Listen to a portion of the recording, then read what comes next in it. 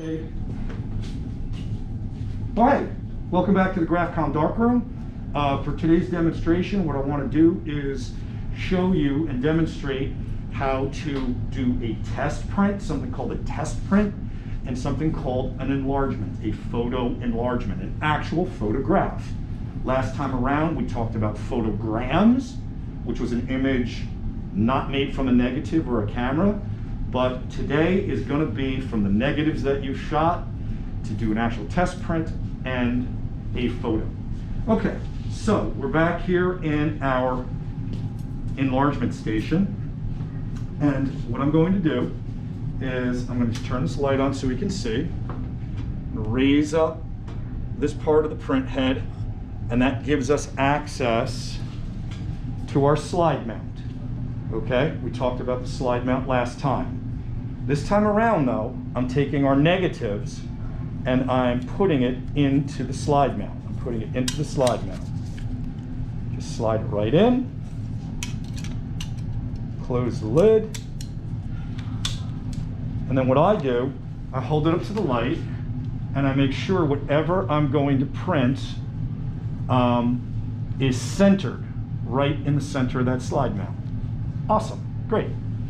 I'm going to reposition the slide mount back into the enlarger, and I'm going to close this up. Remember from last time, we don't want any light leaking outside of that print head. That would be bad. We want all of the light coming through the aperture, projecting down onto the copy board.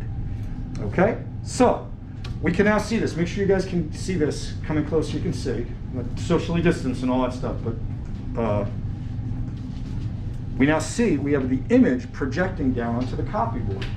Kind of cool, yes? All right, so here's where we can get really kind of creative. Sorry about that. We can rotate the easel and we can crop a certain portion of the negative. So this is how you would crop your photo. I know we have Photoshop now and Lightroom and all sorts of fun tools like that, but here's how you can do it with traditional black and white photography by combining, raising and lowering the print head to size and crop your image. So that's the first thing that we would do after we project light through the negative, is decide what portion of the photo you want to actually make a print of. Okay, cool. So next thing is to take a look at our negative and to use the focus knob. We talked about the focus knob in the last demo. What we want to do is get that image as visually sharp as we can. And we do that by turning the focus knob. Sometimes it's a combination. We might have to move the print head a little bit. What we're looking for is an area of high contrast where dark meets light, where dark meets light. And we want to twist that focus knob till it's as visually sharp as we can get it. It's kind of like tuning a guitar. If anyone's ever done that, you kind of like take it out of tune, deliberately blur it out a bit, and then twist that knob ever so gently to get that visual sharpness where the areas of dark meets light. Now the image is focused as it can be. Now, please understand, if your negative is blurry, if your negative is visually soft, if you had shaky hands when you were taking the photo, you can twist that focus knob all day long and it's not going to improve it, okay? This only works if you took a nice sharp photograph, okay? So we've sized it, we've worked on our focus, now we have to do the test print. So, one step I forgot. The aperture. We have to consider our exposure, always. So the aperture, I'm going to turn it to its dimmest point, its dimmest f-stop. And then, depending on the negative, this is all dependent on the negative, I'm going to do 1 click from the dimmest, 2 clicks from the dimmest, 3 clicks from the dimmest, in this case, 4 clicks from the dimmest. Okay, now you folks should remember what I'm talking about from last demo. The aperture, just like on an aperture on a camera, is a hole in the enlarger that allows more or less light through the enlarger. We need to remember this factor, okay? It is 4 clicks from the dimmest, okay? Now I'm going to shut off the light And I'm going to go get some light sensitive paper. Go over to our paper safe.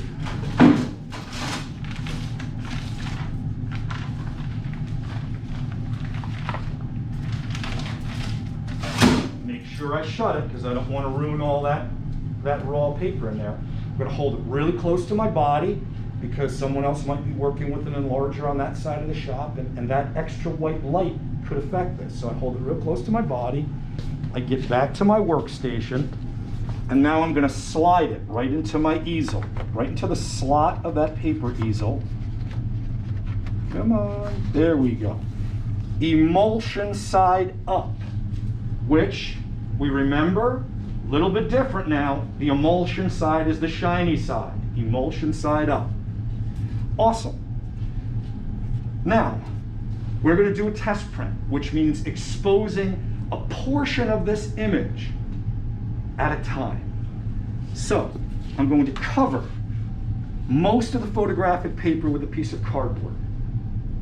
What we're going to try to do is assemble like a photographic grayscale. Remember grayscale from basic art, where you start kind of making a value from a very, very light tone. Each step is a little darker and darker still, yes? We're doing that, but we're doing it photographically. So, with the cardboard over most of the photographic paper, I'm going to expose this for 3 seconds. 1001, 1002, 1003. I shut the light off. I move the cardboard over, exposing more of that paper. 1001, 1002, 1003. Move it over, more still. 1001, 1002, 1003. A little more. 1001, 1002, 1003. I take the cardboard completely off and expose the whole thing. 1001, 1002, 1003. So what's going to happen here? You'll see a strip of the image that's been exposed for 3 seconds, 6 seconds, 9 seconds, and so on. That will give us a better starting point for our exposure. The aperture was set, right? 4 clicks from the dimmest. The exposure units were 3-second increments. So now I'm going to go over to the development pans, and we're going to develop this.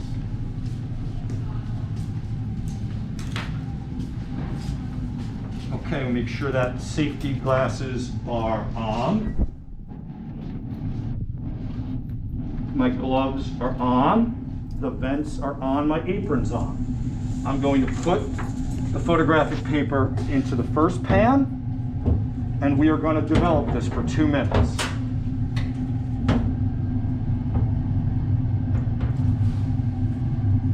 Can you get a shot of that, Ed? Yeah. Oh, I'm over here.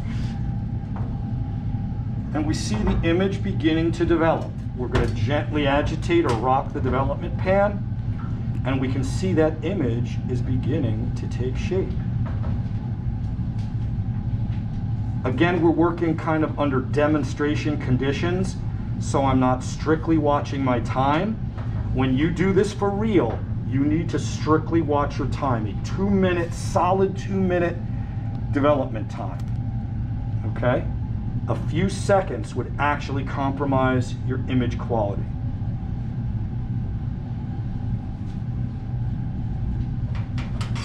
We're going to make sure that that photo is bathed in the developer chemical. Just give it a flip is always a good technique. Don't let it float on top. Awesome. We're going to drip the excess developer into the pan and move it to the next stage, which is the stop bath. The stop bath stops the chemical reaction. It needs to be a stop of 1 minute. And nothing really interesting visually happens here. The chemical reaction is stopping. If we forget to stop it, the image will continue to develop. It'll just turn completely black.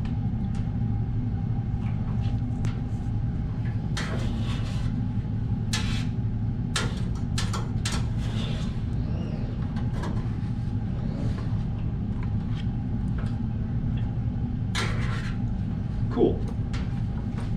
Excess stop bath, and then we're going to put it in the fixer. 2-minute fix. If someone could get the white lights, turn on the white lights, please.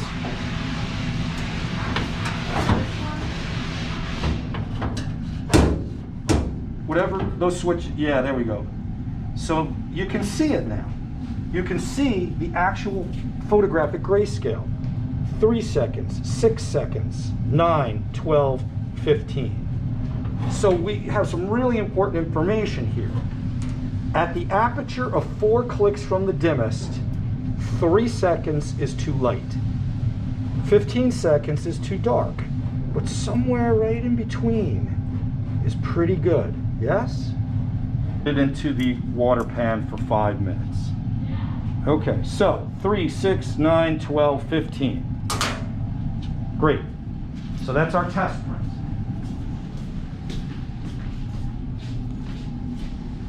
We now know at this aperture setting, at the exposure time that we saw from our test print, we can do what I'm calling a straight print. That's an actual, just a straight on photographic print. I'm gonna try 13 seconds because that was kind of right in between those steps that we created, right? So I'm going to come back over here.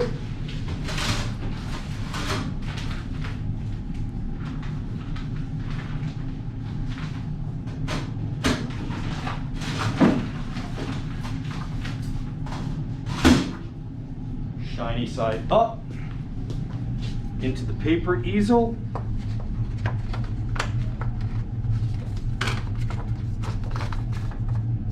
And I'm going to expose it for 13 seconds. 1001, 1002, 1003, 1004, 1005, 1006, 1007, 1008, 1009, 1010, 1011, 1012, 1013. Keeping consistent with the time is very important, okay? If you go 1, 2, 3, 4, 5, 6, 7, 8, 13, that's not going to work, okay?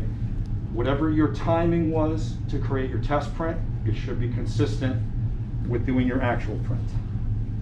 And then we would just develop it. Same times, the development times are always constant.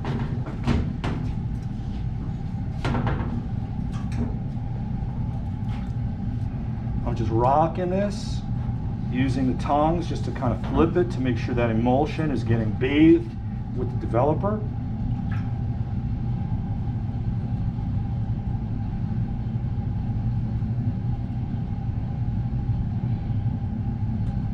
And that's probably pretty close. Again, you would do it really strictly. We stop the chemical reaction.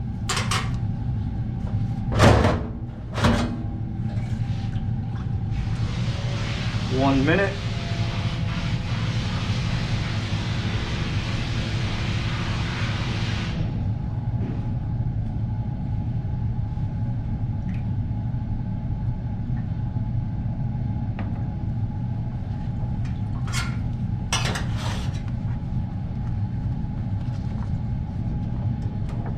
Again, demo times, not real time, and now we're in the fix. Isabella, can you turn on the white lights? Cool. Check it out. Check it out. Pretty amazing, huh? Now again, we will leave that in the fix for 2 minutes, but you can see what we got going on here. We have a nice range of tone. Our highlights are bright, okay? Our shadows are dark. We still see shadow detail, but it's not totally solid black. It's not totally solid white. Our edges are nice and clean. We've got decent sharpness. When I was fumbling around with the tongs, If you look really close right here, you can see I kind of scratched the emulsion a little bit. So you want to try to avoid doing that. Once again, I'm demoing, so I'm not like completely concentrating on exactly what I'm doing. I'm trying to explain it to you guys how it works. Okay. Now, what you would do once you put it in the rinse, whether it be a test print or an actual print, you will ask me, Mr. Flake, what do you think? What do you think? And I'm going to ask you those two questions. What was your aperture setting? What was your exposure time? If you don't know the answers to those two questions, I can't help you improve on the image, okay? So you need to know that. I might tell you to make an aperture move. I might tell you to shave off a second or two of time. When you make an aperture move, that's like cutting your time with an axe. It's a very aggressive, light move. When you're cutting time, it's much more subtle, like cutting something with an X-Acto. Okay? And then you'd come back, put it back in the water, and apply whatever we talked about to doing your print. Sound good? Cool.